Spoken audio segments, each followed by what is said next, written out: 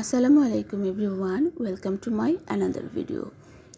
আজকের রেসিপিটা হচ্ছে মলা আলু টমেটোর ঝোল, চিপচিপে ঝোল।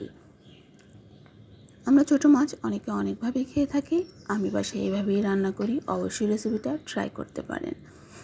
খুবই ইউনিক একটা রেসিপি এবং খুবই টেস্টি। আমি মাছগুলোকে ভালোভাবে ভেজে নিয়েছি আগে থেকেই হলুদ আর লবণ দিয়ে।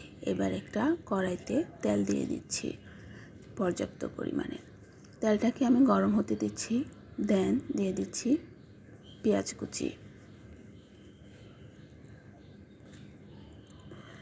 মলা মাছ আমরা পেঁয়াজ দিয়ে ভুনা করে থাকি, চচ্চড়ি করে থাকি, কিন্তু আলু দিয়ে সাথে একটু হালকা টমেটো দিয়ে চিপচিপে করে ঝোল রান্না করে খেয়ে দেখবেন। অবশ্যই আশা করছি আমার রেসিপিটা আপনাদের অনেক ভালো লাগবে। পেঁয়াজটা যখন হালকা বাদামি বাদামি হয়ে আসবে এবং নরম হয়ে আসবে